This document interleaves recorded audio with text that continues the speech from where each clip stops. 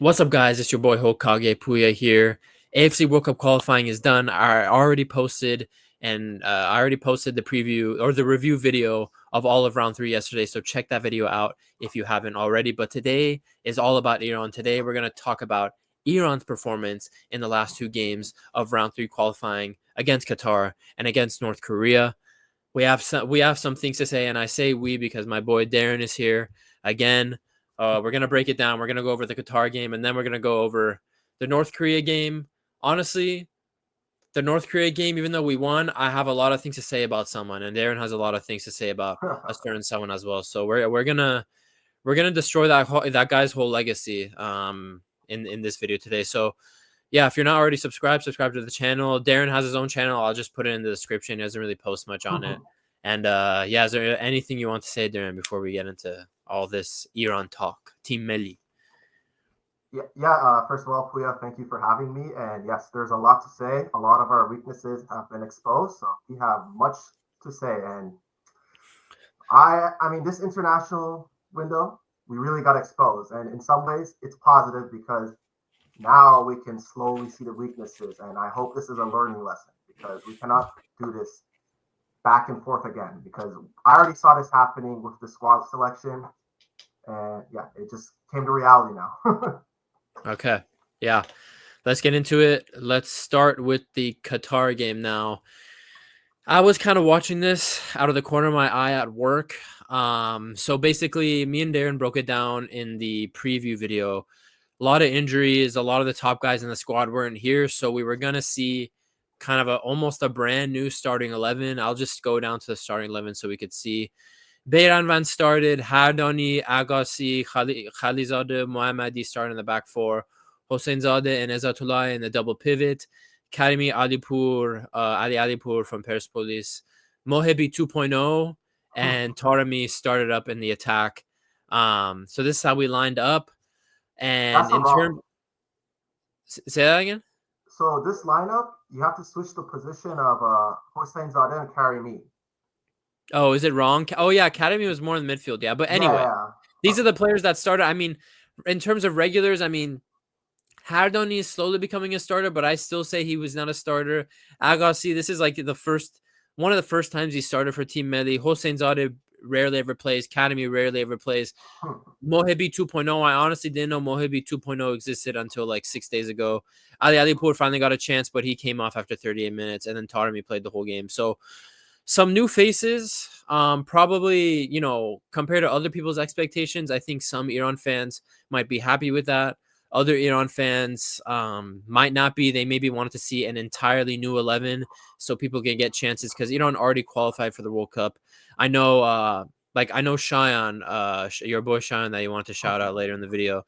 He wanted to see more players. Yeah, shout out to him. He wanted to see more new faces start, and one of his points was that Taremi didn't need to even play in any of these two games, which honestly I agree. I honestly agree with that, but it is wasn't his Ghalenoei and his stubborn ways. But this is how we started, and this was the scoreline 1-0. Now, like I said, I was watching it in the side, and I kind of had mixed feelings about this game. It's hard to really care when we're already qualified, but also when we're only going to be playing friendly matches from now until the World Cup. You need to take these games seriously. Players need to show up and put a good performance in and keep the momentum going for Iran Team Melli. And my issue with this game today was, yes, half the starting 11 is kind of new faces. The other half of the starting 11 are the regulars. I just felt everyone from the starters to the guys who are getting their first starts and playing more minutes than they usually ever do under Ghalenoei, everyone was underwhelming. Everyone was not up to scratch. I was just disappointed from top to bottom. And now I will say, Almoz Ali, like Qatar, the payment went through for Qatar because Almoz Ali 1000% should have got a red card. I have no idea how he did not get a red card. I think he elbowed, was it Agassi or Khalizadeh? He literally UFC elbowed him in the face, and the referee went to VAR, just a yellow card. For a blatant elbow in the face, I've never seen that. It was literally an act of domestic violence on the field, and there was not even a red card shown for that. So they should have had a red, and then we ended up getting a red card like 10 minutes after that. Milad Mohammadi, the game was getting a little scrappy. I think Iran and Qatar in the future is going to be an intense game. The Qatar fans were, if I don't know if you heard Darren, but the Qatar fans at the end of the game were, basically trolling us, basically telling us to go cry and all that. And the game got heated. Mohammadi got a second yellow, and we're a man down against Qatar. The players don't even seem to be trying. I'm just disappointed. And I'll give it to you, Darren, right now. I just want to make one more point. This game has me mixed in my emotions because we got to see 5 or 6 guys get starts that typically don't start. And a lot of Iran and a lot of Team Mehdi fans are saying, Ghalenoei needs to stop with those other bombs and he needs to give players new chances. Well, 5, 6 guys got a starting chance in this game against Qatar. You like them or not, if you think they're a bummy team or not, they're the back-to-back Asia Cup champions. And these new guys in the team that started this game didn't look like they gave a shit. Let's be honest. They didn't look like they cared. They did not show up with intensity. So we can complain about Ghalenoei playing all the same players all the time, but he gave people a chance here, although his hand was kind of forced because of injuries, and they didn't show up. So Darren, what are you thinking about this game? What are your thoughts after this performance? 1-0 loss. I mean, look, I know these games didn't really matter to us, but let me first talk about that Al Moez Ali red card. So, I mean, this is no surprise. When we see an elbow, when we see a player get elbowed like that, we've seen the past. When Saeed Ezzatullahi accidentally elbows Kim Min-jae in the 2018 World Cup qualifiers, he gets a red card, right? But this is accidental, and he misses 2 matches. He misses the last qualifier game and then the first match of the World Cup against Morocco. He gets a red card for that. But then when a non-Iranian player does something like this, they either get no card or they get a yellow card at the worst. See, if that's a red card, then when that happens to us, why do we always have to get a red card? Like, I have to agree with Didier Drogba right now. He would always say that's a disgrace. This is an absolute disgrace because we continuously just get robbed by referees. I mean, that elbow was much worse. I mean, I don't know why that always happens to us. I mean, the shocking thing for me is he went to the monitor. The ref was sent to the monitor. The ref watched a blatant elbow, and he just lets it go. I mean, this is no surprise. Well, honestly, if you look in the last 10 to 20 matches Iran has played in, we've had at least 5 red cards. So that's not so good. Now, whether those red cards were harshly given or wrongly given, we had 4 to 5 red cards. Okay, it wasn't just one World Cup. So this is really something to fix, or this is something to really look into and be like, okay, we had 4 to 5 red cards. We need to really look back and see what we could have done differently so we don't do it again in the future. Now, if it was just one red card we got, we could be like, you know what, we lost our cools. It was just one red card. It was just a one-time thing. It doesn't really happen. But we had 5 red cards, and honestly, they were not even smart fouls. I mean, they were stupid. I think maybe one of the red cards we got was well played. Like, it was actually well taken, but the other 4 were, you didn't even need to do that. I mean, I know some of the referee calls were really harsh or wrongly given, but at this point, Team Mehdi needs to know that that referee is going to be the 12th player on the other team. So we have to find ways. I know we're going to get robbed one way or the other now. We just don't know when, how exactly. But again, this match was like a do or die match for Qatar. And with the lineup, yes, Ghalenoei gave some players a chance, and there were some players I was impressed who got a chance this game. But, again, the favorites or the players who I feel like should be getting opportunities did not get an opportunity this game. And, again, where the hell is Sayed Lenish? Why is he not here? I mean, I understand the last international break, he was injured. You didn't call upon him. So I'll give you a break there. But this is no excuse. You got to give him a chance here. I mean, if you go, can you put the lineup back on again? Yeah.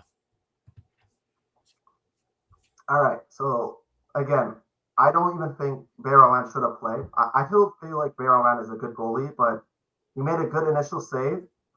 But then that rebound, that was a childish goal to concede. I personally felt like if we play important games, yeah, Bayern should still be the number one.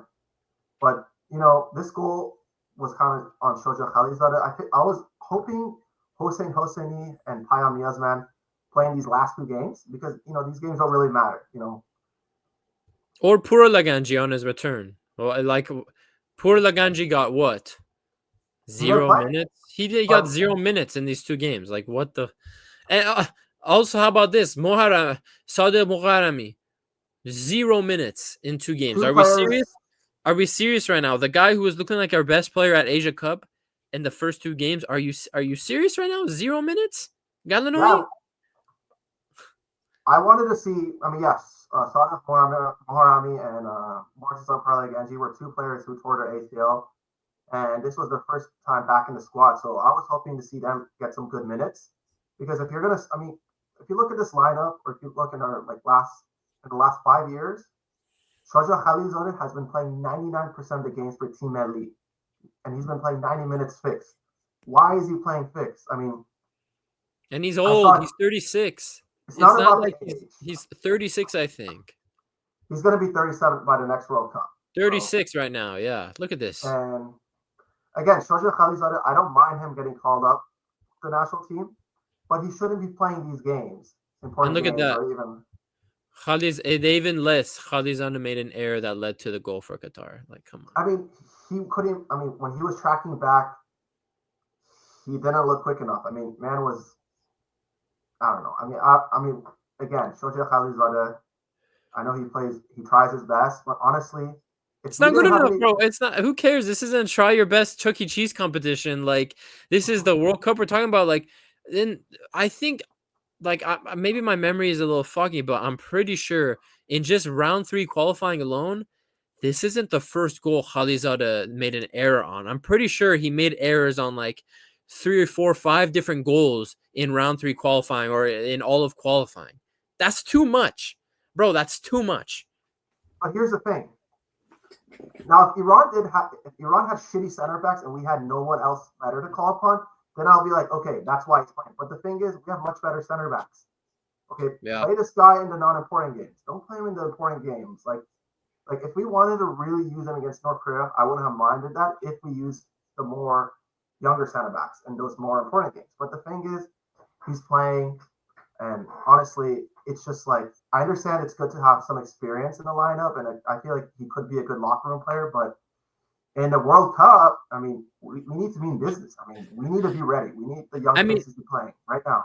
And you say a locker room player. I mean, Khalizadeh is one of the more controversial guys in this team. He goes at it with the reporters like he's not a leader. So what are you doing? You're not a good center back. You're old, you're slow, and you're He's 36 good, and you're not a leader and you're problematic off the pitch with reporters and everything. Get out of here, bro. I'm sending you to Siberia 10 to life, bro. I'm done with you. I'm done with you, bro. So much mediocrity from this guy. And I get the point you're saying. Oh, I understand if Khalizadeh will play as a more experienced center back. If Ghalenoei played like, just say hypothetically, he played like a 19-year-old, 20-year-old young center back in their debut. Maybe you want Khalizadeh next to him for that experience to carry him through his national team debut. But, bro, even our young center backs, they're like 21, 22. They don't need their hand held. They're playing in Persian Growth Pro League. Now, I think, like I've said it multiple times, Persian Growth Pro League is trash, but they're not babies. They're adults. They're not 17-year-old little babies that need their hand held. Like, they don't need Mr. Kholizadeh. I'm calling him Kholizadeh from now on, not Khalizadeh. It's Kholizadeh. Mr. Brave. Yeah, Mr. Kholizadeh himself. We don't need your guidance. We don't need it. Get out of here. Get out of here, bro. But anyway, on the rest of the team, maybe even just like the performance overall, I'm sure you thought the same as me. Like the intensity was so low. We look like a team that didn't care because we already qualified. That's what it seemed like to me. Oh, it did. And honestly, like I mean, Mr. Brave, Shoja means brave in Farsi. He is brave, but he does not seem brave. I mean, yeah, you're right about him. In Farsi, he'll go out in social media complaining to reporters, and when fans get like personal with him, he will want to fight back with his words. And honestly, Social Khalizadeh feels like he has a right to do that because he's been robbed for so many years. In so many interviews, he said, I've gotten robbed for 7 years and I haven't played for the national team. And I was clearly in good form. And everyone should note that I was really good and I still wasn't selected. I agree with him somewhat, but we just had much better defenders back then. And even Queiroz selected him, but he rarely used him. I mean, and that itself just says a lot. I mean, I'm not trying to hate on him. I think he's a good player, but when we play bigger teams, it's just not that. And even at the end of the last World Cup in 2022, he came out saying Carlos Queiroz did not hurt me and Hossein Kanani. He hurt all of Iran, which is a thing a clown would say. I mean, yeah, Queiroz was not the best, but like, what? Yeah, I understand you didn't get minutes, and do I think you should have got minutes at the World Cup? Yeah, I'm not disagreeing with you, but the thing is, Queiroz literally saw that. I mean, Kali saw that. I mean, I feel like you're like best friends with Ghalenoei. I mean, I feel like you're bribing Amir Ghalenoei or something. I mean, let's get on to the rest of the lineup. Milan Mohammadi, I still think he's a good left back, and I feel like he's going to be a starter at the World Cup. But I mean, he's got to use his brain here. He's an experienced player. That's just something childish. Like, but we should have honestly used a different player for this game. But I didn't mind him starting. But I feel like he's going to be suspended for 2 games, so he might miss the first game of the first match of the World Cup. But hopefully, we have better left backs. I mean, it's a double yellow, so he's only on a 1-game suspension. I thought it was a straight red. No, that was a second yellow. He got 2 yellow cards. Okay, even good. Okay, Arif Agassi. It's just one game, yeah. So Arif Agassi just won the Iranian Pro League with Shakir Sazi, so congratulations to him. And he just completed a move to my team, SF Love. He's a decent player. He made 1 cap for Iran like in the 2022 World Cup qualifiers, but I don't really remember him playing. I don't know. I mean, that's wrong, football. I just saw on Instagram saying he completed a move to SF Love. I mean, I guess I'll get to see a bit more of him play from highlights, but he's 28. I mean, again, like, it's just like we have better center backs. I want to see Hasbabi start and even Majid Hosseini, because if you look at the last 2 World Cups, our starting center backs were Morteza Purali Ganji and Majid Hosseini, and Kanani could be there. I wouldn't mind. Like, why is Kanani not here? Like, like at least select Kanani over Shoja Khalizadeh. Yeah. And Salah Hardani, honestly, he's inconsistent. Like, yeah, he can look good in some games, but he's very poor in a lot of games. And I don't think he should be our starting right back. I think Arya Yousefi should be our starting right back. I mean, the kid looks good. Like, think about it. If you use younger players and they struggle right now, I would much rather see them struggle right now versus the World Cup, because at least they're going to learn right now. They're going to look back and be like, okay, I'm going to improve my weaknesses until the World Cup, and that will help you build as a player. Versus if we start using them at the World Cup, they're going to be like, okay, what the hell am I going to do? I'm nervous. You know, I don't have much international experience.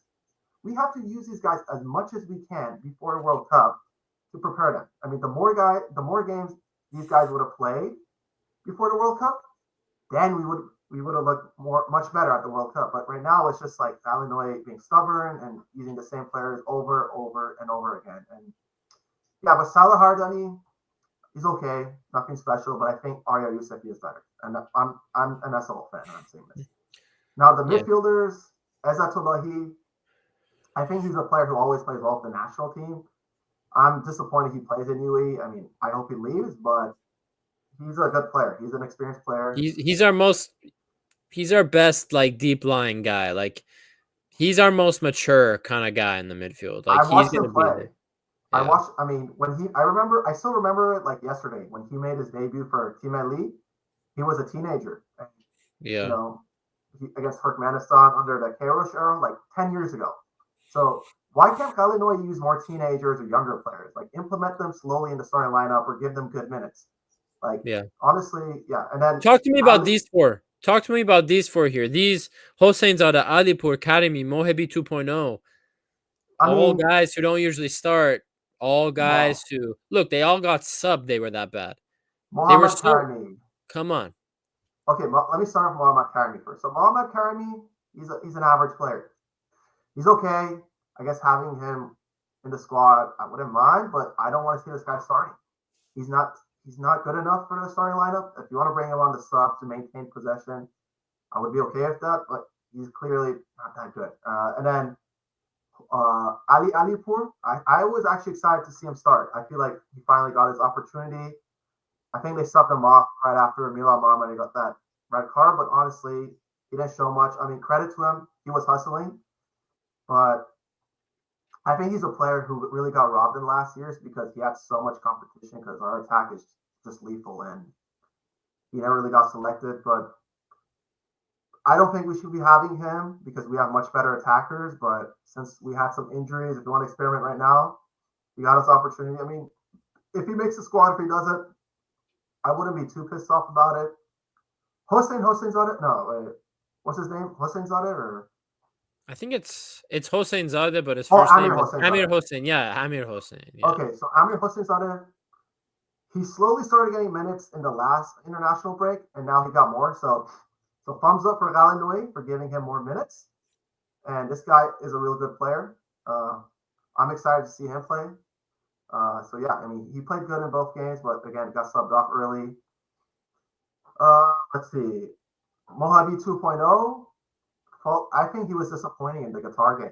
I did not think he had a good game at all. Against North Korea, he looked much better, but he struggled in the Qatar game. But again, I don't mind it. See, if you're going to use new players and have them struggle, that's totally fine. At least they can learn from it and get better from it and just build upon it. That's totally fine. But yeah, he didn't play. And with Moabi 2.0, credit to him. You know, he didn't have the best game against Qatar, but he redeemed himself in the North Korea match. So I hope he builds upon from that. So yeah, I was impressed with him and successful.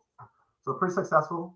I'm sure he's happy with his performances, and he did get the chance. So again, Ghalenoei, you're finally giving some players chances. So okay, good job.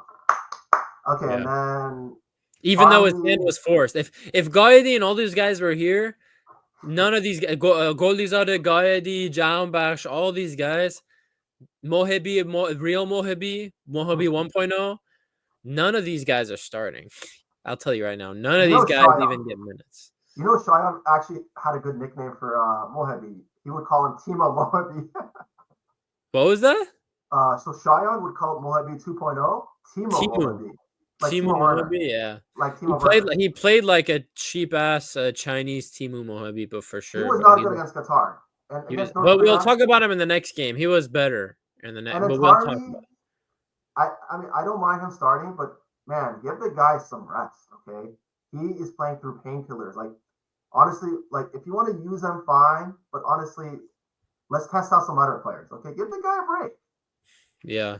And then our substitutes. So Ali Nemati came on, I guess because we got sent off, so we brought in an extra defender. He can also play left back. I think he had a decent game. I mean, Ali Nemati, I don't mind him being on Team Elite. He's a solid player, good option to have. So I'm content with him. Elizabeth Sheshmi, good player. He actually looked pretty impressive against Qatar. His possessioning, his passing was solid. What's his name? Salman Godus.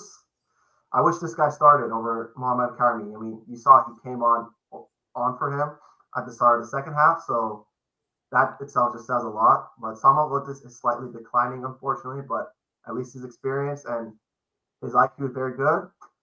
The bomb, Sharia Mohamed. This is the guy. We'll get to him. This isn't the Sharia Mohamed roast. We'll get to him in the North Korea game. But enough said about this game. Basically, one more thing. Yeah. But again, when we're chasing a game, like when we're behind, why can't you bring on an attacking midfielder like Hossein Nejad? I mean, I think this was the game we really needed a Hossein Nejad. I mean, worst case, like what's the worst is going to happen? Like we already secured a spot for the World Cup. Worst case, he has a bad performance. Okay, at least he's getting that international experience and he's learning. Okay, you're learning as a coach, and a player is learning as a player.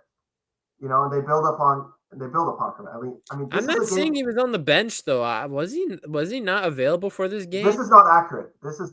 He was on the bench. I don't know why FootMop doesn't list all the players. They only list like 7 or 8 players on the bench. Yeah, I was gonna say. I swear he's in the team. I saw him on the bench in the highlights or something, or even in the like media. So, but again, like this was a perfect game to bring Hossein Ejad. Like when we're chasing a game, we need some flair, we need some creativity. Bring that guy on.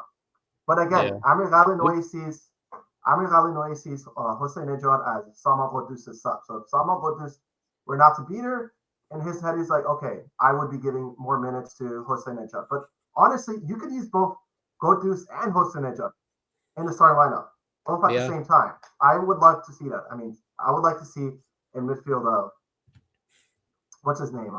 Ezzatullahi Salman as the 2 8s or 6, and then use Hossein Ejad as that 10, or even just use, I mean, even as a winger or striker. Like, give that guy some minutes. Okay, worst case, he doesn't play good. Okay, at least he's learning. He's young. He's hungry. He can learn. And honestly, he's doing good at Russia. At least he's not in UAE, Qatar, Saudi Arabia. At least he's playing in Europe. He took that next step. So at least reward him. Yeah. So that was the Qatar game. I think just overall, players that did get chances, not enough. Players who were usually there, not mature enough. Mohammadi getting a red card. Khalizada being a they which is annoying because I want them to care. Now, I mean, I want them to care because, bro, we're gonna be playing friendly games against who knows who up until the next World Cup. So these games did kind of matter, but I also do understand we're basically at the end of all the league seasons. But even then, dude, like play 2 more games and you could go on summer vacation.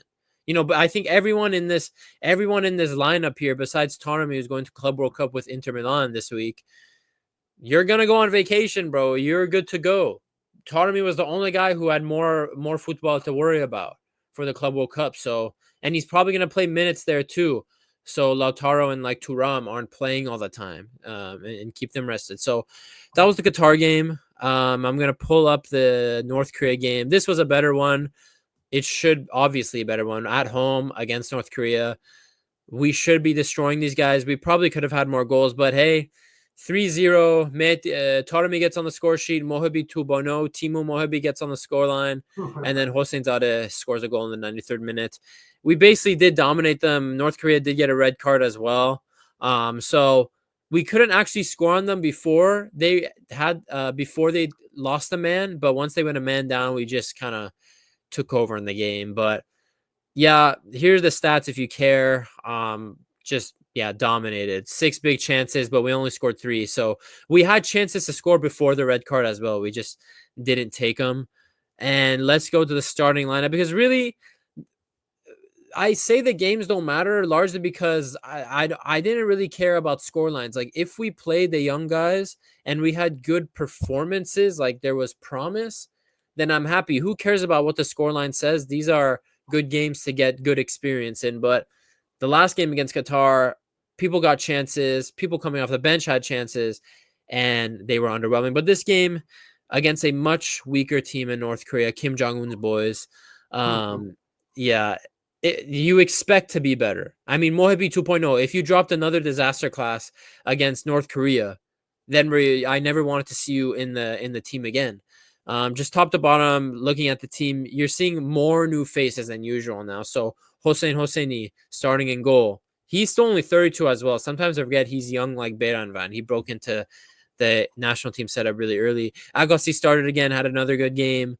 Nemati played. Yousefi played.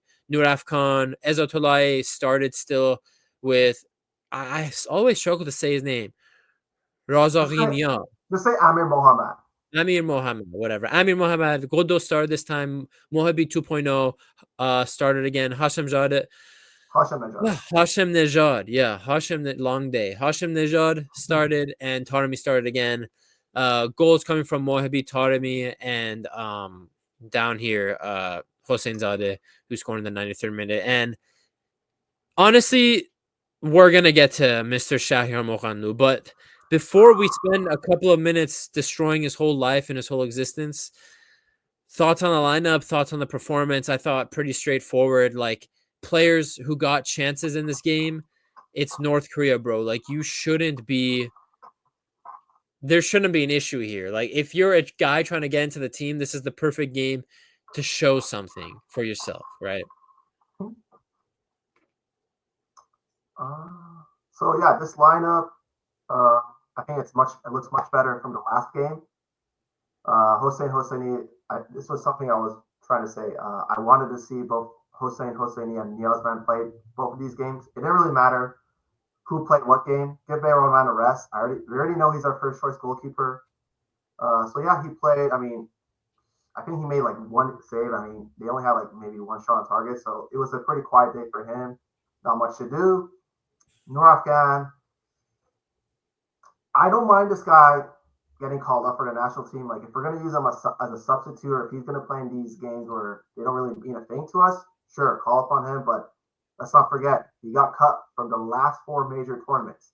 But he played a lot in the qualifiers. But, that itself just says a lot. He's not good enough to play in the starting lineup in the important games. But since this game didn't really mean a single thing to us, it didn't really matter. So, and he's a decent player. Like, he had some good games in the qualifiers and the more important games, but I don't want to see this guy start. If we're playing a good team, we should use a much better player. Arif Agassi, he's decent. I mean, he made a smart foul against North Korea. So, I mean, he had a decent game, like you said. So, I mean, I don't know if I'd want to see him in the lineup. I mean, or in at the World Cup, but so far so good. I mean, nothing bad Reminder about though, him. can you remind me why was Yousefi and Razarinia why were they subbed out so early? I'm forgetting why. Was someone injured or No. why were they subbed so early? I'm not remembering. This game was like yesterday and I'm already I lost. asked this question. I actually kind of had the same question. I was like, why did these guys get subbed off so early? So Nemati, he had a decent game. I really like Nemati. I feel like a lot of players don't give him credit, but in my eyes, he's a little underrated. But I mean, yeah, he's 29, 28, but I think as a depth player, I'm okay with him being there over Shoja. Okay, Ari Yusufi, Amir Mohammed got subbed off because he got injured. So who came on for him? I believe that bum. Hardani came on for him. No, for Amir Mohammed. Yeah, I think Moranu came in and Godos came into midfield. Now I remember. Yeah, Moranu came. Yeah. So let me tell you, Ari Yusufi did not get injured.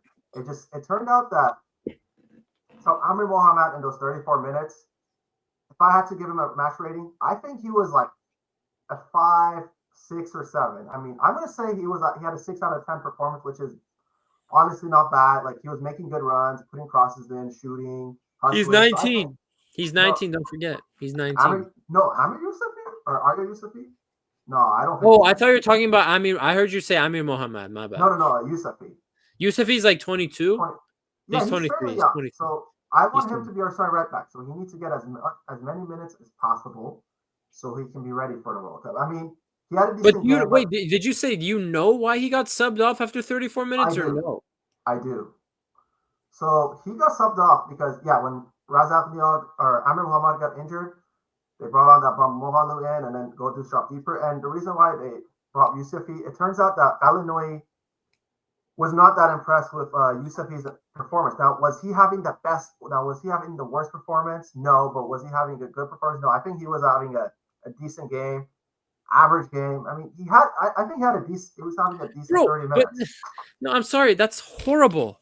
Ghalenoei, I didn't even know this, but bro, he's a young 23-year-old right back. He has one kind of mid-game when he gets the chance, and you sub him off. You have enough after 34 minutes. You see 90 minutes after 90 minutes after 90 minutes of the Khol himself, Kholizadeh, and it takes you all your willpower to not start him.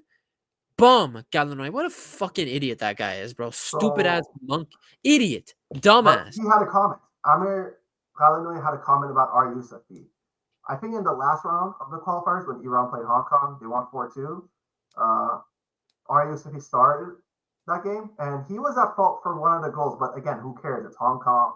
We won 4-2. So let him make those mistakes in those games. He's just going to learn. He's young. I mean, every player is destined to make a mistake or two. It just makes you stronger. Let them make those mistakes right now so they can learn, because you're going to learn from them. Okay? Yeah. I mean, some will not, but he's young, so he has a lot to learn. So he will learn. And he has to get those minutes, because if he's not going to make those mistakes, he's not going to learn. And he even made this comment about Ari Yusufi, or even about young players in general. He said, young players, if they want to get more minutes, they have to get more minutes in the under 23 or the not the senior team, like the under 23, under 20. But if they want to get more minutes, they have to prove themselves at club. And I think Arne Yusufi has had great season with Sepahan.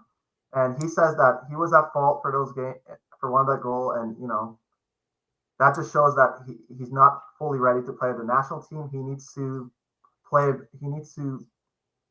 wait more time. Like, he needs to wait a bit more in order for him to fully break into the starting 11. But I think he's the player on our team, or the right back on our team, that's showing the most promise or the most eagerness. And I like what he's doing. I mean, 34 minutes.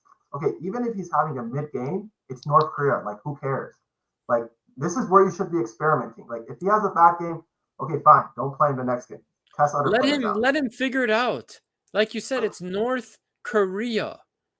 North Korea doesn't matter. Kim Jong-un is going to advertise to the people that they beat Iran 12-0 when they go back home to their secluded ass country, bro. Like, who cares?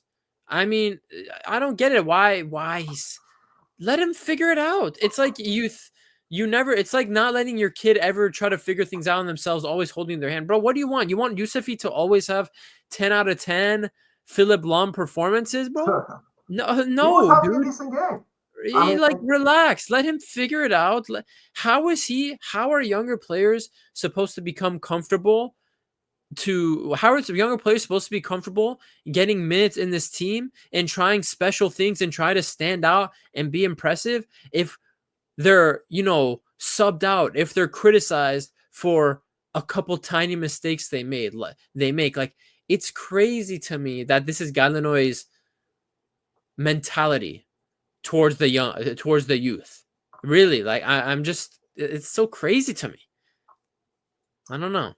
I mean, there's rumors that we might get a new coach. I mean, if we do get a new coach, if Ghalenoei were to get sacked, the only guys I want to see us manage, like, if we want to get Iranian coaches to replace Ghalenoei, I mean, I would go with a foreign coach, a well-known foreign coach, not Skocic.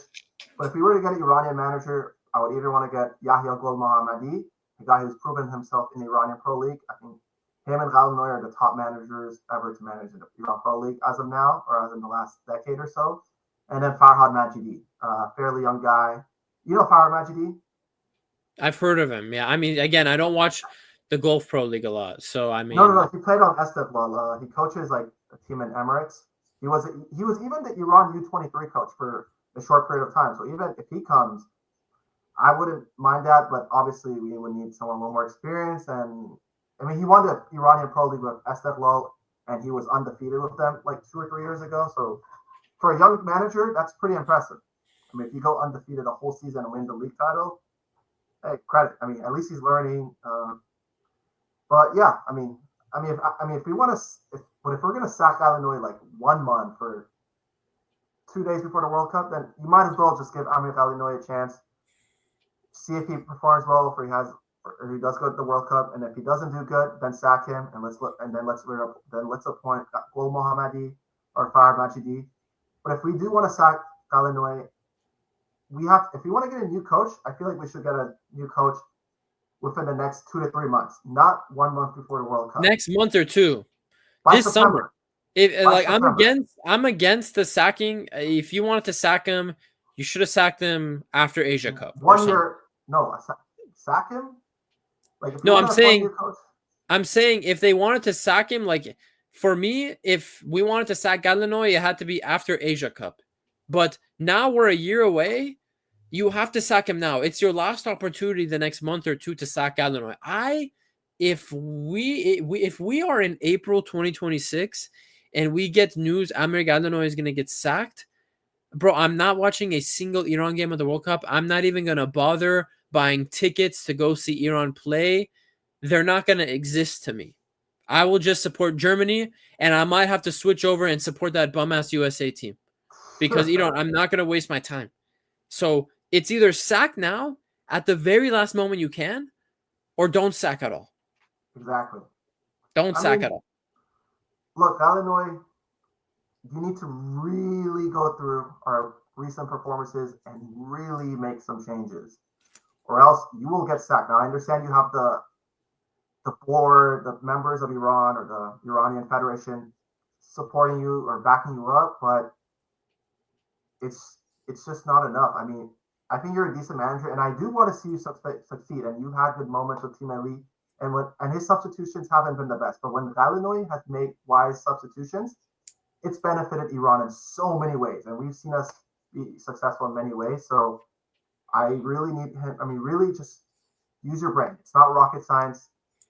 You need to give younger lads more chances. You cannot keep playing the old players, the old guys games. I mean, yes, you want to prepare them. I mean, they're already ready for World Cup. They have experience, but think about it. These guys cannot play forever. Is Shoja Khalilzadeh going to play with Team Elite until he's 60? Heck no. The man, worst case, will maybe play one World Cup and he's done. He's done. And he shouldn't play anymore. He shouldn't play anymore, but whatever.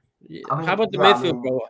You don't really have to focus on Ezatollah Godos Taremi, but give me your thoughts on. I mean, we got 34 minutes of Amir Hossein. What's Amir Mohammed. So give me your thoughts on him. Moebi 2.0 was more impressive. Hashim Nishad, all right game for him. But what are your thoughts on the newer guys in the attack? So we got to see a teenager start. So okay, 19. When is the last time a teenager started for Team Indy? Like Sayed Manesh or Osmoon or Ezatolahi. And no. Sayed Manesh started under Mark Lomax. I think Hossein Nejad got a start as a teenager like 4 years ago, I think, too. No. I think he did. I remember we played like Thailand and he was like destroying Thailand as like a 17-year-old. We haven't played Thailand since 2013. Or was that Cambodia? I don't think he was in that game. Really? I haven't knew who the hell Hossein Nejad was until the friendly games before the Asian Cup. Because he would get invited and he was having like a good season with Sepahan, and then he made a transfer to Russia. And yeah, he didn't even make the Asian Cup squad. So that's when I started knowing more about him. But yeah, I mean, again, Amir Mohammed Razafnia, I think today I just saw a post on Instagram where he completed a transfer to SF Love. So RF Aghasti and Razafnia are two new signings for SF Love. And Amir Mohammed's a teenager. I think he played on Golgahar, and the reason why, and Amir Ghalenoei loves calling players from Golgahar because he's managed there before. So I think he has a really good connection with Golgahar. He likes calling out players from that team. He's a teenager, so I don't mind him getting called up and playing. And I think he had a decent game, so I can't really complain about. So that's good. He started some positivity from Ghalenoei. Really unfortunate to see him get injured, but we had to make a substitution. And the player who came on for him, oh boy, we should have easily brought in Hossein Nejad in, and then push him back a little deeper or a little behind. Yeah, playing alongside Ezatollah and put Hossein Nejad in that 10 role, but we didn't do that, and we paid the price for the player who came in for him. Hashim Nejad. He had a good season with Trucker Sazi. How old is he? I think he is 20-something, 23. So he's young. Okay, so he had a good season with Trucker Sazi. He won the league, so he had a good season. So I'm glad he got to get minutes. He had an average performance, but still, you got to at least try him out. You got to test him out. He'll just get better and better each game he plays. He'll learn. So that's good. He got minutes. Moebi 2.0. Respect to you. You had a disappointing performance against Qatar, but yeah, I think you really capitalized from that performance and you proved a point this game. So that's good. He's 25, and I think Ghalenoei really likes to give players a chance or give more game time to them when they're like 24, 25. That's what we started seeing from Gaidi, because Gaidi would get brief minutes under Kairos, Skocic. Wouldn't really start, or if he would start with like against Cambodia or like fourth tier teams. Mm-hmm. So with Ghalenoei, something I'm noticing is they will get more game time if they're over the age of 25. So yeah, he proved the point. I was pretty satisfied with his performance. He was a bum in the last game, but he proved me wrong. Good job to you. I'm hoping to see more better performances. Do it against a better team. Like, this is North Korea. Now, like, hopefully we give him another chance in the friendlies in the future, but All right, dude. Now let's get an assist or something against, I don't know, like Nigeria or something. I don't know, a friendly game. I think we play Russia, right? One of our friendlies is Russia We're coming playing up. Russia. Russia's a decent team, man. Russia's a decent team. And we're playing, but the game after that, I think we're either playing Chile or It's Colombia. Chile. I mean, Chile. Chile just got eliminated from the World Cup qualifiers, but again, playing Chile is much better than playing Uzbekistan, Qatar, Syria, because the friendly matches we always play, again, time after time. I always said this before on this channel. We would only play Uzbekistan, Syria, and Qatar. So we keep playing these teams. So that's nice for playing teams from different continents. I mean, we played Chile before, actually. Did you know Iran beat Prime Chile in 2015? 2-0 in a I think I remember match? that. I remember that. Yeah. I was so impressed. I mean, the last two South American teams Team Italy has played, they beat them. We played Chile in a friendly match, 1-2-0, and we played Uruguay before the World Cup. That was a crazy game against Uruguay. I thought we tied. Did we beat Uruguay? I thought we tied Uruguay. No. We beat them 1-0, and they were using their first team. And this was before the 2022 World Cup. Yeah. See, Team Italy always has good friendly matches before the World Cup, like a few months before the World Cup or 6 months before the World Cup. We always have good matches. Like we always. They give you hope. They give you hope, and then these bums just like let you down. I mean, yeah, I want more of it. Like when you see, I want us to play friendly matches, like good friendly games all the time, not just before the World Cup. Because realistically, we only see Team Italy play good friendly matches or good games either in competitions and World Cups or before the competition, which like before World Cups. Like, why can't we play them continuously? Like, look at Saudi Arabia, look at South Korea, look at Japan. They're going to be playing USA and Mexico pretty soon and friendly. And then Saudi Arabia is going to be playing the Gold Cup in like 4 days. So, obviously, I'm going to be honest, I think Russia is better than USA and Mexico. Like, I know we don't see much of Russia. Bro, Russia hasn't lost since 2021. These guys haven't lost a game since 20. Like, I know they're banned from all tournaments because of the Russian invasion of Ukraine, which makes no sense to me because, you know, then how about, I don't know why Israel and why Israel isn't, you know, banned from it becomes anyway. That's a whole other topic. That's not even football related. But Russia's a good team. We haven't seen them at the Euros and the World Cup because they were banned. But bro, these guys are. I just looked right now. They haven't lost a game since 2021. And this USA team, bro, do you see what the USA team under Pochettino looks like? They're bums. They're trash. So, listen, I want this Russia game go full strength because this is a good test. Russia is the level of like Australia, in my opinion. Australia, Saudi Arabia level. Saudi Arabia's not right. You know, maybe I'm not talking about now, but I'm talking about like historically in Asia. They are on the Australia level. This is a big team. Iran and Russia have a good relationship, like government-wise and politic-wise, so that's why we play them. But Russia, I mean, if you don't remember, Amir Ghalenoei's first game in charge in his second stint with Team Elite was against Russia, friendly match after the World Cup. We tied 1-1, decent friendly, decent game, but obviously, like, we've played them before. I mean, I wouldn't mind us playing them, but it's better than playing against the usual friendly matches we always play, but I want us to play against better teams. I mean, again, look at South Korea, look at Japan, look at Korea. They're playing USA and Mexico. That's going to be a huge advantage for them because they're playing the host nations.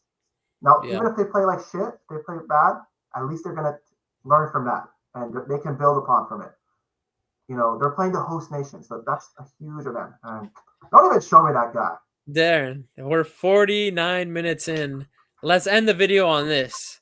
Let's talk about Shahryar. Let's talk about Moran ass, Moran shit, Moran sag, Moran bum. What do I have to say about this guy? The 1v1. No. It wasn't a 1v1. The 1v Casper, the 1v0 he had, the open goal this bum had. I cannot. I'm not going to say it's the worst miss of all time because I've seen some, but I think this might be the worst miss an Irani player has ever had. Ever. Team Elite history. in team, like I know it's not in a game that matters. Like, who cares? What's the significance? But just objectively take away the moment from any of the horrible goals Iran hasn't scored in their history. This is the worst. Open net, no pressure, laid off to you perfectly, no power behind the pass. The ball isn't bubbling. And this bobblehead, tall ass, lanky, pussy boy ass Moranu cannot put the ball in that damn fishnet Moranu. Chak to saret Moranu. Bum Moranu. Never. You got Darren, I didn't even want to see this guy's face ever again after Asia Cup. But the fact that we see this guy's face every squad announcement, I have to see his ugly name on the Instagram every couple of months when they announce the team. I spit on you, Ghalenoei. This is, him choosing Moranu every time is just one of those things. That's like a legacy destroyer. Like, how do you see quality in this guy when we have a ton of youngsters, a ton of attacking youngsters coming through to the youth national team, 16, 17, 18, 19, 20, 21-year-olds that want a start, and you play, first of all, foot mob. This is why I don't take match ratings seriously on these sites. This guy was so ass, and they still gave him a nice green 7.2 rating. So there's just a perfect example as to why you should never take ratings apps seriously in terms of the ratings they give. But Moranu, bum, never show your face in a Team Medley jersey ever again. I never want to see you standing next to Taremi. Like, you know what's the worst part? He was wearing that number 10 jersey, the Ali Dye jersey. We had so many good players wearing that number 10 jersey. And that is just so disgraceful. You're putting that number 10 jersey, and you are making Ali Dye look bad. Karim Answer, or anybody wearing the number 10 jersey in the past, Mehdi Ghaidi look bad. Like,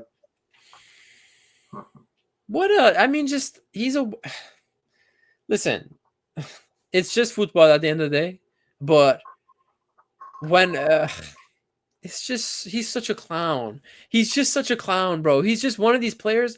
I don't like him, bro. I don't like him. I don't like anything he does. I don't care if he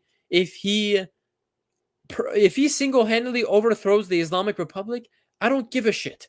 I just don't like your face. I don't like how he moves. I don't like the way he passes the ball. I don't like the way he stands next to Taremi in the national team.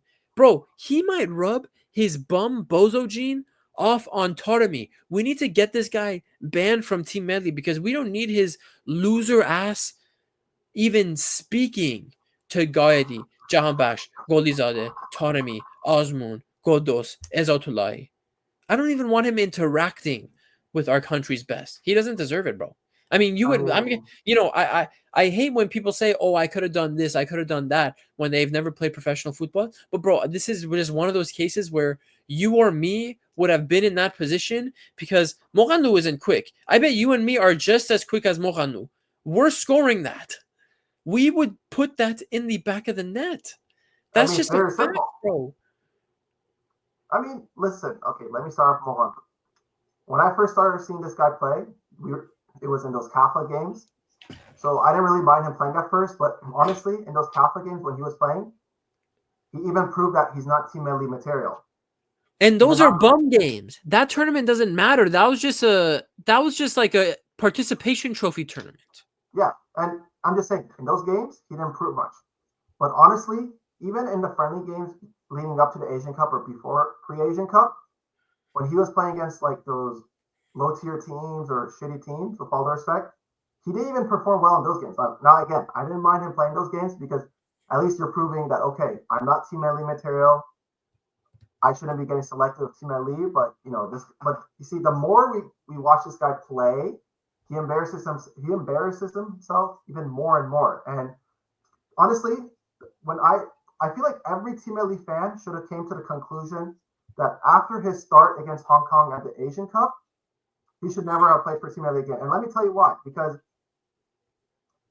how are you going to expect this guy to put on a masterclass or have a good performance in a major competition in a competitive game when he's not even playing well in friendly games against low-tier teams? Like, I'm telling you, He's not even playing good against low tier teams in friendly games, in games that don't even matter. So why the hell are you experimenting? Like, okay, I'm going to give this guy a shot against Hong Kong. And I understand it's not a good team, but it's a major tournament, and we all saw how bad he played against that Hong Kong game. And honestly, I feel like, again, I'm saying every Team Melli fan, or even a foreigner watching Team Melli play for the first time, they see Mohalu play, they will be convinced that, oh, this guy is absolute garbage. There's no way he's a first team player, and this guy should never play for the team ever again, because I'm sure the team has much better players or much better attackers. Like, I'm telling you. And genuinely, has he ever had a good game for Team Melli? Because I was just looking right now on his like all the games he's played for Iran. Dude, there's a lot of games. Most of his games, Shara Moghanu just comes on for 5 minutes, 9 minutes. He's used as a time wasting sub. Bro, why are you wasting a player like that in a team on a 30-year-old bum like Moghanu? Bro, those are the kinds of players you use young players for that get 5, 9, 10, maybe sometimes 15 minutes as 20, 21-year-olds, building them up, getting them more used to being in the national team. You don't use a 30-year-old bum striker who has never. Yes, I think he scored like a couple goals for Iran so far, but he's 2 goals, two goals. He has never had a good game for us. So why even have him in the team anymore? Why not have a young? I don't know anything about Iran's youth setup right now. I'm not caught up with it at the moment. But take the youngest, most talented young striker right now and put him in Moranu's position for the World Cup, and he could be at least a young guy coming on, getting 10-minute appearances here, time wasting sub here, 9 minutes, 5 minutes here. Not 30-year-old bums like this who are never going to be starters. He's 30. He's competing with, he's never going to get into the team over Taremi, Osmun, these guys. Never. I mean, listen, Mohalu, the one thing he's actually good at is just hold up play. Yeah, he's tall. He has good headers. He's good in the air. But I'm saying Mohalu, like, again, why is a player like Said Sarkis who has been playing in Russia, had a really good season, did not get selected? Like, that guy's a good striker, and he's again, this was a perfect opportunity to use him. Like, I honestly saw Mohalu getting selected because Osman was injured, but even if you select Osman for this camp, still I want to see Sari Kuzar. And let's not forget, in the last international break in our games against March, Mohalu was not in the camp, and I was super happy. I was like, thank you, Ghalenoei. You actually used your brain this time. You did not select them. Because, well, yeah, there were games where we had to win to secure a spot, and I was actually like thankful. I was like, thank you for not selecting him. But again, you went back to your old habits, continuously calling up, inviting him. Like, I feel like you're only rewarding this guy because he was a top scorer in the Iranian Pro League. He scored 8 goals in the UAE League. But let's not forget, this guy's even a bench player. 8 goals. He's a bench player. No, I think he's even a bench player on his team. He plays on the same team as Vaidi and Godus. Yeah, the Al-Katabi Water Stars. I don't even know what that team is called, bro. I hope Gaidi lives. I think Godos plays for him, no? Yeah, no, Godus does. No, his teammates are Godus and Gaidi. Yeah, so Al-Iti Haba Kalba. I'm just gonna call him Kalba. I mean, and they're a mid-table team in UAE, apparently. Yeah, so 9th place. Look at this. Look at this shit. 9th place. Come on, Gaidi, bro. Look at Gaidi, 16 goals. That's nice. Even again. Okay, but anyways, Mohanlu, like, we should have been convinced that he is not Team Melli material. He should not be playing Team Melli. The only reason he should be playing for Team Melli is if we have a lead and like we want to kill the game off or waste time, then bring him on just to waste time, carry the ball, bring it to the corner of the field just to waste time. If you want to do that with him, fine, do it. But don't bring him on for 60 minutes or even start him, because the more minutes he plays, he's just going to expose himself. And this is we have to blame Ghalenoei for him, because he's part to blame for it, because he keeps selecting this guy. He keeps giving him minutes. Yeah, that's a good point. Like, all those things I said about Moranu, listen, if he wasn't selected, I wouldn't have to say these things. So you have to look at the root cause. The root cause is Ghalenoei. But this guy was the top scorer. I mean, the most embarrassing thing is, in 2023-2024 season, this guy was the top top goal scorer in the Iranian Pro League. So honestly, we should have some higher expectations from him because, like, wow, he was a top goal scorer in the Iran Pro League. So I have much higher expectations from him. Like, if you're going to be a top goal scorer in the Iran Pro League and come play like in the national team, that is a disgrace. Like, how the hell did you even become a professional? He even played in Portugal. Did you know that? No, that's a lie. He was, Come on. I think, no, he was for one season, and then he went back to the Iran Pro League. So that's crazy. This guy played in Portugal for one season, right? This Santa Clara team, is this a Portuguese team? It is. I mean, I don't know. You're right. Yeah. So that's Damn, crazy. I mean, bro, I don't know what they're smoking on. I think they saw Taremi's success with Porto, and they thought, all right, let's just go to Persian Gulf Pro League and sign some no-name guy. And then they realized, bro, he's nowhere near Taremi's level. I mean, think that again, some like look at Hossein Zada. Hossein Zada went to in Belgium for one season. He didn't play that good. He went back to He went to Trucker Sazi, but he's actually playing good. And I hope he moves back to Europe. He's a promising talent. I really like what he brings to Iran, and in general, he's a versatile player. He can play anywhere in attack. So that's the type of player I want to see break into the starting line, or at least get more minutes in. You know, yeah, it's a shame we didn't get to see Ali Kholizadeh play or Mohabi 1.0 play. But again, yeah, I mean, Mohan Lu. I mean, today, his performance today, honestly. He was the reason why he got that match rating is because he got a lot of touches in, and obviously he had some shots. He had a good header in the second half, but that's not gonna overcome the fact that she missed an open goal. And don't get me wrong, it's not convincing me. It's not convincing me, bro. No. But don't get me wrong. I understand every striker, they have their moments. They're gonna miss an open goal. You know, I understand. Like a lot of players, they do that, but they're good players, right? I'm sure Taremi's missed open goals. I'm sure Osman did.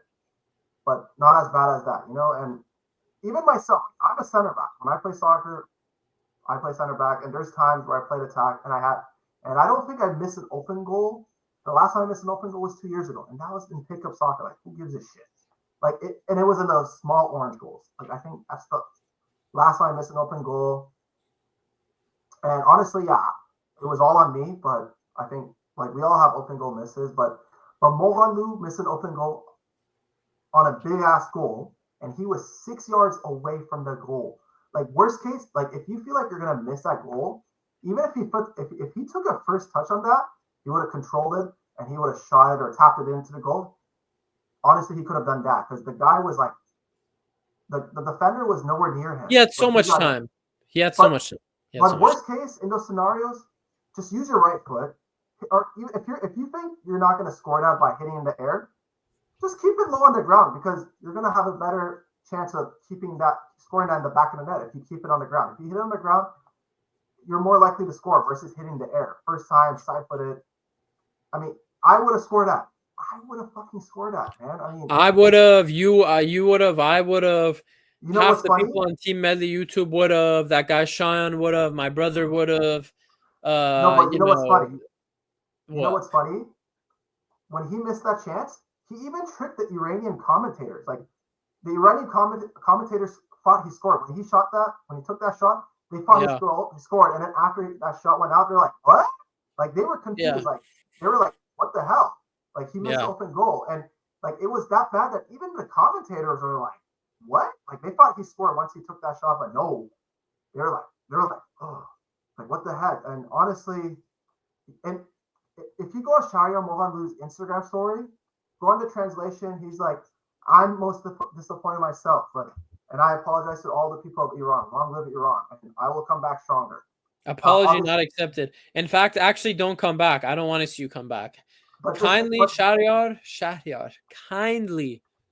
kindly just go away. I mean, we're done. We're done with you, dude. We're done. I'm over it. I'm over. Is this any surprise? Like, if Shahryar Mohanlu plays for Team A, like obviously. I'm gonna be expecting stuff like this. Like, was his performance today like surprising for me? No, it's typical. Like, I already expected something like this, but obviously today he got exposed the most. But I've seen this guy play like shit like 2-3 years ago, and even at the Asian Cup, like I said, against Hong Kong, he played so bad. He didn't play in the rest of the Asian Cup. I think he came on against Qatar in the last 10 minutes, but still. Yeah. I mean, that was the last like time that was we were desperate. We're trying to just get crosses in. I mean, it was. And at that point, I didn't mind him coming on. I did not mind. Yeah, he's a tall guy. Like I understood it then, but But is he gonna be like? Think about it. At the World Cup, is he gonna be the backup striker? That scares me. Like that scares me. I hope he does not get selected. Please select Sahar if he's on. Like, I'm sure we have much better taller strikers in the Iran Pro League or Iranian descent players. Ghalenoei. Please go to Europe. Please scout players with Iranian descent. We have much better players than. Let's pull in Indonesia, bro. Let's pull that shit. Look at Indonesia was a bomb no name country, bro. They had no one. They at least brought some people in from. They literally scouted the whole entire genetic network of Indonesians. They got players from Europe to come, and sure, they're not automatically qualified for the World Cup, but Indonesia is in playoffs. That's a position Indonesia was never close to ever. And look at what the recruitment did for them. For a country as crap as them at football, they're in the playoffs now and still have the dream of going to the World Cup. Now what happens if we scout, bro? There's a lot of Iranian people that had a lot of babies all around the world. I'm sure. We've done this before, and Indonesia learned this from us, because let's not forget, Carlos Queiroz tried to scout Iranian players in Europe. Yeah, with Iranian descent. And did we benefit from that? Hell yeah, we did. We saw the difference. We saw us playing much better with those Iranian descent players. What's his name? Dejalga, Wuchanajad. The list goes on. Yeah. And like you see, Indonesia learned that from us, and they're using that. And are they benefiting from it? Hell yeah, they are. Any team would benefit from that. It's not just Iran that would benefit. No, any team that does that, And honestly, it's just like, I mean, for me, it's just like, who are we gonna the most nerve-wracking thing is like, what substitutions are we gonna make at the World Cup? Like, are we gonna bring on Mohanlu as a substitute? No at way. That point, every commentator will meme the shit out of. We're 369 days away from the World Cup because it starts on. Oh no, we're 364 days from the World Cup. I think World Cup starts June 10th. Yeah, so yesterday was like 1 year exactly before the World Cup starts. A lot can change in a year, but dude, I just hope Mohanlu is nowhere near that squad in 9 months, 10 months time. I hope he's homeless. He's in the streets. I hope he's in the bazaar selling bargaining prices for bags and noon and everything. Like, I don't want him anywhere near. And let's get the young guys in. We're already an hour. Oh my God, we're an hour and 7 minutes in on this. Final thoughts, Darren, before we get out of here.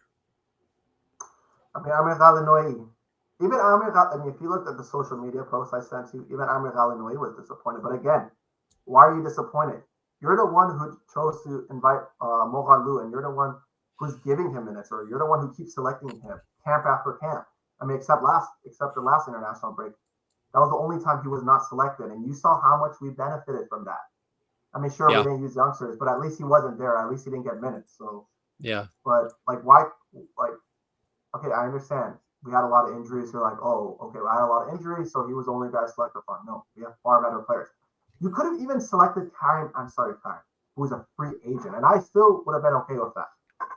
I mean, yeah, he's pretty old, but I see what you mean. I would have selected him. Like, who cares if he's a free agent? I mean, of course, it's going to be unfair. Like, hey, why is this guy getting selected over me? He's a free agent. He probably hasn't played in like a year, and that's not fair. But let's not forget, Amir Ghalenoei was selecting Jahan Bash and Rodis when they were free agents in October. So, I mean, but again, that shouldn't be done. But I'm saying I would have much rather seen Ansar Farag get selected. If you feel like, oh, I don't want to call up young players, and you should have at least selected Ansar Farag and give him minutes. And who cares if he plays bad or good? That doesn't matter. I mean, at least Ansar Farag has a good name for Iran. He had good performances, so so at least shout out to him. He's an underrated player for Iran, but yeah, Mohanlu. I mean, you make Iran's name look so bad. Like, honestly, you do realize with that miss, this man was going viral on social media for that bad miss. I'm sure if he gets selected for that 26-man roster at the World Cup, I'm sure everyone will be laughing. They're gonna be like, "This guy got." Who is this guy? Oh, he was the guy from that clip we saw a year ago. I can't believe he's in the team. Yeah, I mean, yeah, with Iran, it's just. I mean, I feel like most of the time historically, I feel like we just shoot ourselves in the foot. Like we're literally our biggest ops, bro. Iran, the Iran's biggest enemy, Team Melli's biggest enemy is Team Melli. It's themselves. It's their own thought process. It's their own mentality. But, bro, we'll see in a year. I mean, we're gonna have a lot more Iran videos out, me and you together. I'm looking right now. The next time Iran plays is in October. I know the next international break is actually September. I really hope during the summer period that they get 2 games in. They schedule 2 games for September because this team should not go, because that would be 4 months until the team plays again. The next international break, I know for everyone, is September like 7th through 12. We need to get 2 extra matches in there, play the October matches. I think there's going to be international breaks September, October, November, December, January to get all the World Cup qualification out. So Iran, they need to get these games scheduled. They have Russia and Chile scheduled for the October games, but they need to get on the ball, scout the young guys, look into the team more, and get friendlies scheduled. Not trash friendlies, like you said. Try to get. We won't get a friendly against the USA because of just it's not gonna happen. But get friendlies with the African teams, Morocco, Nigeria, Ghana, the Cape Verde, an up and coming team in Africa. Get the friendlies in with, I don't know, a Slovak, like some lower tier, an Austria or something like that. You know what I mean? Austria is a great team, but those kinds of guys, Hungary, some dark horses in Europe, get those matches in.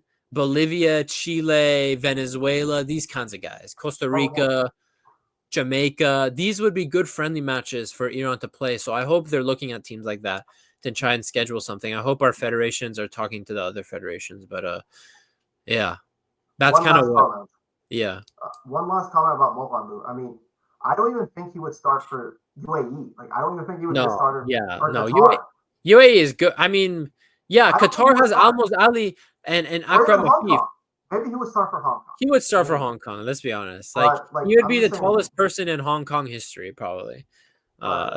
Yeah. But about our federation, let me tell you something about our federation. So I believe we will have games in September. It's just not confirmed right now. And as you know, the Iranian Federation, Mehdi Taj, or whoever is in charge, we find out about our matches last minute, or friendly matches last minute. That's just the way our federation is, which is real unfortunate. I mean, if we had a much better federation, we'd have a much better team. More money invested. Of course, Iran being an Islamic country and players going to Europe and all that, it's just much harder compared to nations like. And it's not even money, bro. I'm convinced. I mean, this is a whole other topic. I could go like an hour on this too. It's not necessarily like, sure, our league needs money invested into it, but in terms of the federation, like, all right, we play in ghetto jerseys, but it's not necessarily money is the issue. It's mentality and everything is the way people think at the federation is the biggest issue. And I'm gonna be honest, our jerseys are trash. I hate our jerseys all the time. I think the only jersey I liked from Iran was the 2018 World Cup jersey. 2006 was nice. Which one? 2006 was really nice. That was my favorite. I actually have a 2006 Iran jersey. I forgot. I have an Ali Academy jersey from 2006. Yeah. So I have a 2018 the red jersey. Yeah, you sent me a picture of that once. I have I have the jersey from the. No, I don't have the official Iran jersey they wore in the 2022 World Cup qualifiers, the All Sport, and it has the World Cup badge, FIFA Fair Play. Got it from eBay. I have that one. That's a decent jersey. I have the World Cup jersey, the jersey they wear currently. Yeah. I don't think that jersey's bad. I like the brand Marouge. All Sport. I don't know. It just doesn't look good. That's a bummy ass brand. Uhl Sport. If your country wears Uhl Sport, you're in the dumps. You're broke when. But you know what Marouge is? Let me guys tell you the brand Marouge. So Marouge in Farsi they say Majid. That's the brand. That's how they say in Farsi, like the Majid. But in English they will say Marouge. and it's just like an M if you look it up. And to be honest, I would call it the Persian Nike. Honestly, like it gives me that vibes. Like it's decent. I mean, I don't mind it. I mean, the design. I mean, I don't really care about I care about the design. I think the designs can, the bro. shoulder Like sleeves look nice. Oh, it's the a plain 24, jersey. the 2014 jersey when we had the cheetah. The home kit was not that good. The I away like kit was that. much better. No, the red jersey, the 2014 away kit was much better. Like the home kit, like I would give it like a 6 out of 10. The away kit was like an 8 out of 10 for me. Like I don't know, the design on top really like killed the kit. Like I mean, the cheetah jersey, we still have the cheetah print. It's just on the shoulder. Yeah, it's on the it's on the shoulder. Yeah, which looks like the jersey is really really plain, but there's a cool design. Like I have the Team Elite jersey. My brother has the away kit. I think that Iran home kit is a 7 out of 10 actually, which I don't think many people would rate. But it's plain, it's simple, has a decent design. It's much better because I have the jersey from the early stages of the 2022 World Cup qualifiers, the Old Sport, the Cheetah, the badge. Like that was a decent jersey, but I feel like it was just too crowded, and I think Marouge just looks much better on Team Elite jerseys. But yeah, it would be nice to see Puma or Adidas, but I don't think that's gonna happen. But I think Marouge is nice because it's Persian, it's local, so and Iranians like using local brands a lot. Like let's not forget, Iran was using the Dai Sport sponsor, brand for a really long time. There's a sponsor called Dai Sport. Look it up. Yeah. Like we wore that in the 2010 World Cup qualifiers, and then we switched to Marouge, and then we went to Old Sport, we went to Adidas, and then we went back to Old Sport, and went to Marouge. But again, the jerseys, like I think the jerseys are not that bad. I think Iran jerseys, like a lot of people hate on them, but like I think it has its own uniqueness.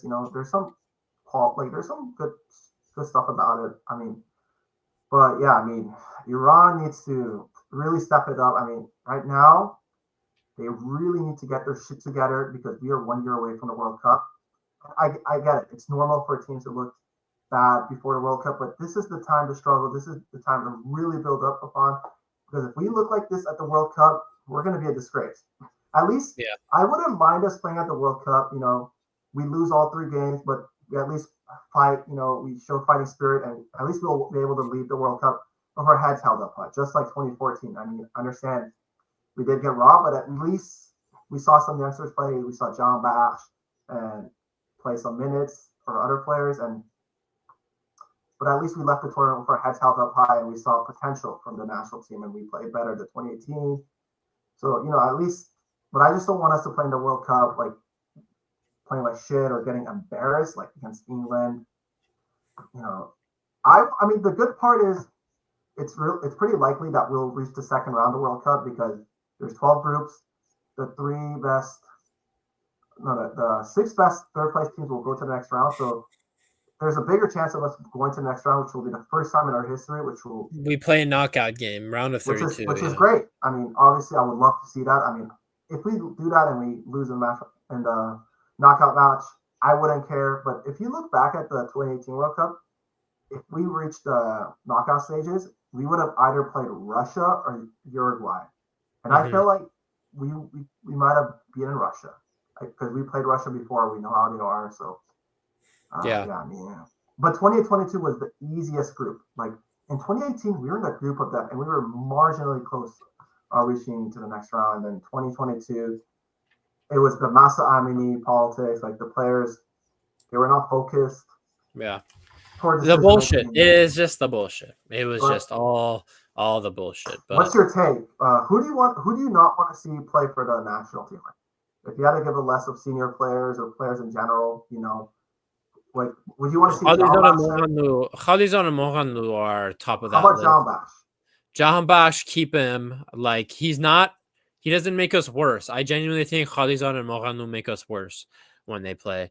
Those are really the main 2. I mean, we phased out some of the older players from before. It doesn't look like I looked into it more. It doesn't look like Rezayan might ever be coming back. So Rezayan's probably been phased out officially. Umid was phased out after the Asia Cup last year.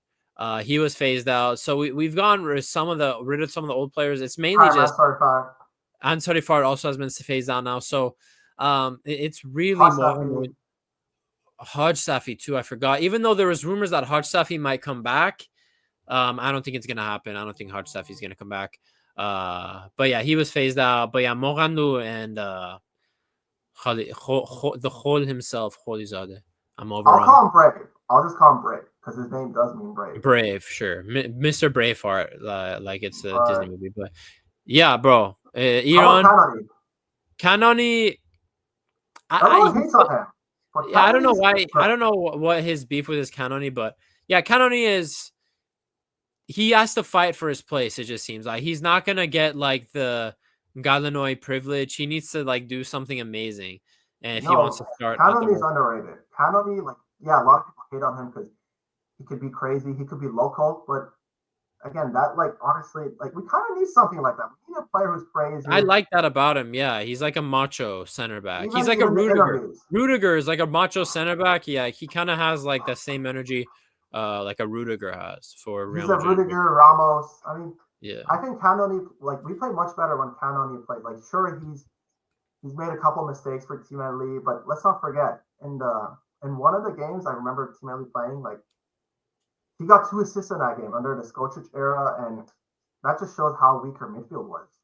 I mean, yeah, like think about it. First center back, like when we play Lebanon, the first center back gets 2 assists, and then our midfielders are not able to do that. That's just, I mean, of course, for Kanoni's end, that's a big thumbs up. I mean, as a center back, you got 2 assists, but that just shows how weak our midfield is. And yeah, I mean, about Taremi, like, if you remember my comments about him, yeah, even he doesn't want Ghalenoei to be to leader, and Ghalenoei is well aware of that, but he knows that, hey, if I don't select Taremi, then I'm gonna look bad in the locker room. People are gonna go up against me, but because Taremi is probably the best player on our squad. I mean, no doubt. Like, yeah, you can't say that. Oh, he's not about. Like, even if he's talking shit about you, who gives a damn? Like, it's just your poor decision making. Like, if you simply improve your decision making, the decisions you make for the team, you won't be memed upon. It's really simple. I mean, like, think about it.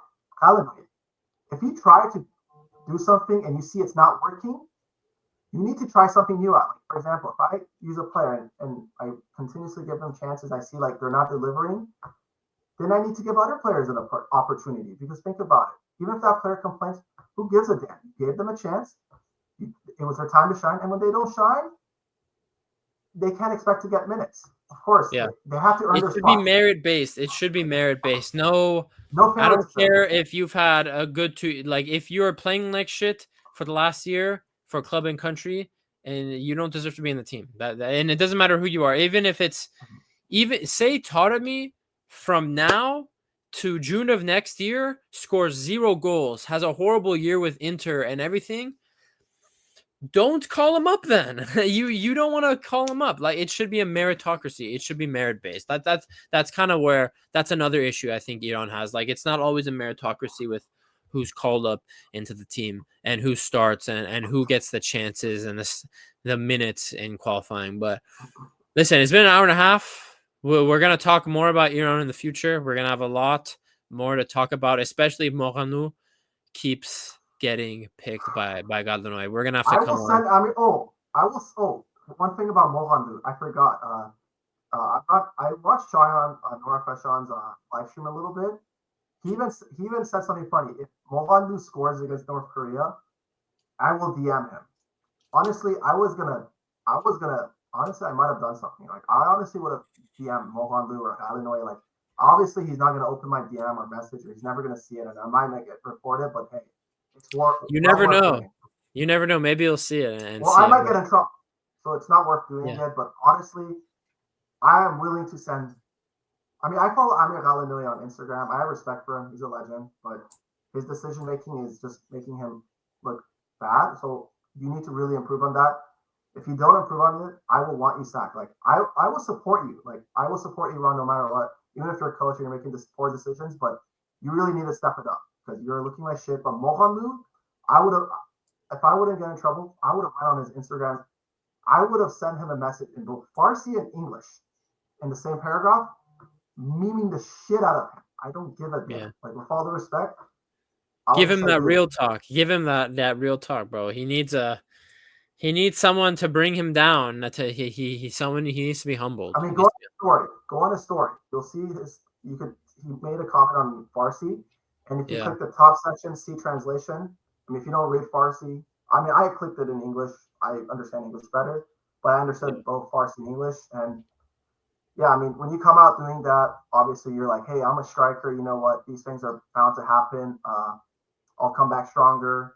I understand. Like when a striker does that, that's normal. But again, I feel like if I play against you in 1 month with a metal knee brace, I will pocket the shit out of you. And I haven't played soccer since August. Like this is how like confident I am. Like I have good fitness, I have good positioning. I will man mark the shit out of you. Or even, I could get 4 hours of sleep and still put you inside my pocket. Morano. Like seriously. If you're watching this, Morano, if you're watching this. You can watch big this. Words. Big words, Morano. Let's Morano, come fly out to California. Let's get a pickup session and no, you know who I want to see. You know who I hope watches these Iran Team Elite videos. Amir Ghalenoei. Now it's unfortunate he will not be able to ever see these videos because he lives in Iran. If he were to go abroad, I hope he can watch this, but you probably won't because he doesn't speak too much English. But at least have a translator or have somebody, one of your friends, watch these videos and translate the video.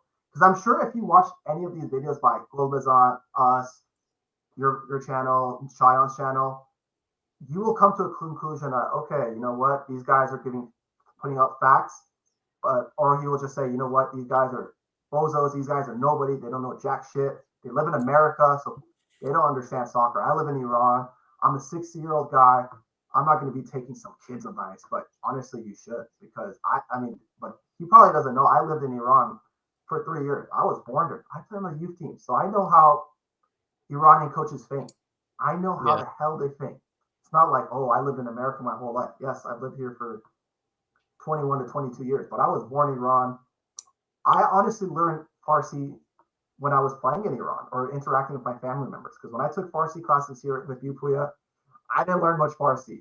I learned more Farsi when I was playing in Iran, like the U16 team, like in 2013 or 2014 when I was younger, because players were cursing at me and my nickname was the Bachi Amerikai, which translates to the American kid, because they knew I lived in America or I came from America and I was visiting. So a lot of players knew me or they would even curse at me. Like, but honestly, that just made me stronger as a person, and that really, because I think one of the best things about living in Iran was I got really disciplined. Like I was never a disciplined person, but when I lived in Iran, I was disappointed because players were cursing at me in Farsi, and I didn't really know what they meant, you know?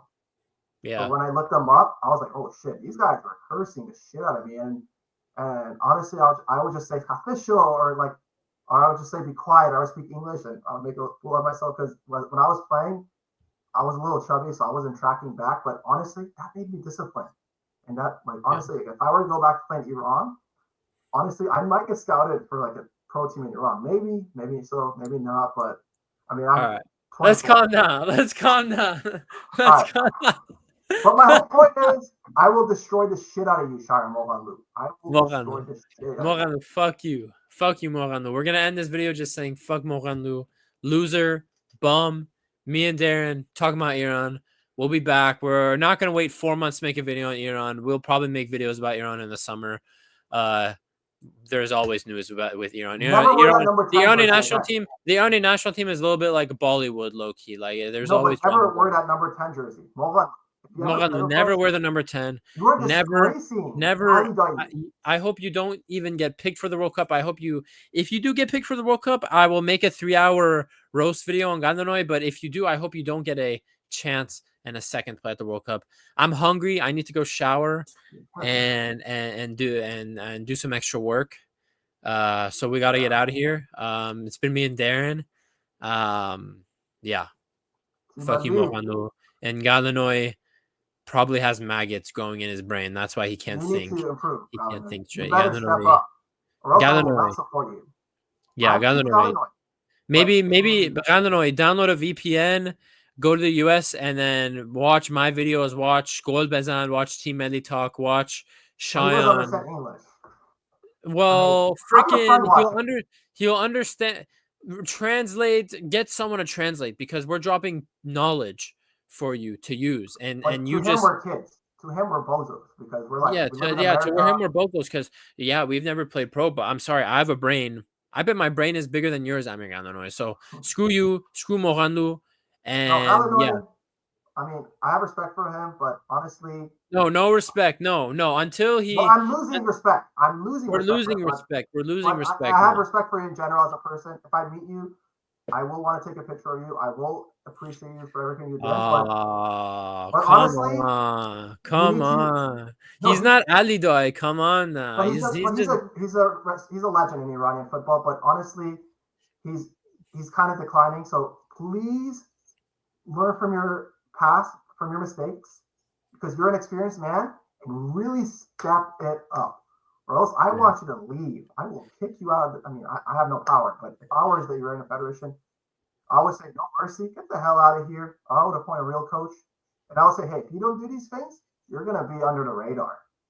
Yeah. Simple as that. Ghalenoei, you heard him. That's all we have to say. We're ending the video here. Like, Hawk to Sarit, Ghalenoei, Sag, and all the other fosh words that you people know, give them to him. Give it to him. It's been me, Moy Darren. Until the next video. Yeah. Insha, go fuck yourself, Ghalenoei. Fuck yourself, Morandu. Peace.